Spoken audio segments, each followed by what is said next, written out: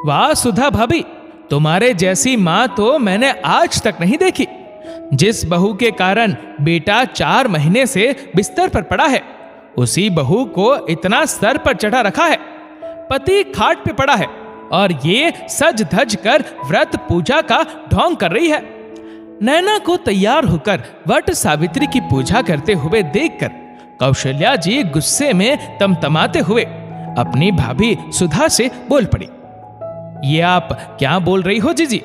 वरुण बिस्तर पे पड़ा है, इसमें बेचारी नैना का क्या कसूर है? ये तो उसी के स्वास्थ्य और लंबी उम्र की कामना के लिए पूजा कर रही है। भाभी, तुम नहीं समझती, कुछ लोगों के कदम ही मनहूस होते हैं। मुझे तो पहले ही ये रिश्ता कुछ खास पसंद नहीं था। इस नैना के पैदा होते ही इसकी माँ मर गई थी और बाप भी कैंसर से चल बसा। तुम ही सोचो, ऐसी लड़की मनहूस नहीं तो और क्या है? और इसका सबसे बड़ा सबूत तो अभी तुम्हारे सामने ही है। देखा नहीं, शादी के दूसरे दिन ही कैसे बेचारे हमारे वरुण का एक्सीडेंट हो गया। उसके साथ साथ मेरा बबलू भी बेचारा इसकी मनहूसियत का शिकार बन गया। वो तो भगवान का शुक्र है कि हमारे अच्छे कर्मों की वजह से दोनों की जान बच गई, नहीं तो आज। अपनी साड़ी के पल्लू से मुंह ढककर कौशल्या जी सुबकने लगी। अपनी बड़ी ननद की बात सुनकर सुधा जी हतप्रभ थी। वैसे तो पिछले 4 महीने से वो ऐसी बातें अक्सर सुनती आ रही थी, लेकिन आज अपनी बहू का ऐसा अपमान सुनकर उनसे चुप नहीं रहा गया और वो बोल पड़ी। माफ करना जीजी, वरुण और बबलू के साथ जो हादसा हुआ उसमें कसूर नैना का नहीं बल्कि हमारे बच्चों का ही था। हम ही अपने बच्चों को अच्छे संस्कार देने में नाकाम हो गए, जिसके कारण वो शराब में धुत होकर गाड़ी चला रहे थे। और शायद आप भूल रही है कि शराब पीने के लिए उकसाने वाला भी आपका बेटा बबलू ही था। रही बात नैना की, तो मनहूस ये नहीं, मनहूसियत तो इसकी किस्मत में लिखी थी, जो ये बेचारी बचपन से झेलती आ रही है। पहले माता पिता का प्यार नसीब नहीं हुआ और जब से ब्याह कर इस घर में आई है, किसी ने प्यार के 2 बोल भी इसके साथ नहीं बोले। एक बार सोच कर देखो कि जिसके साथ 7 जन्मों के बंधन में बंध कर ये इस घर में आई थी, वो 7 घंटे भी इसके साथ नहीं रह पाया।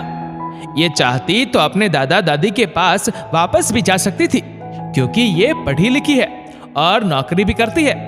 लेकिन पिछले 4 महीनों से ये दिन रात वरुण की सेवा में लगी है।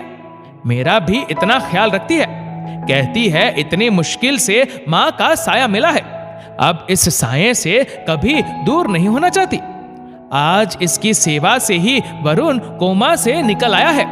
अब तो वो हमसे बात भी करने लगा है। बोलते हुए सुधा जी की आंखें खुशी और दर्द से झलक पड़ी।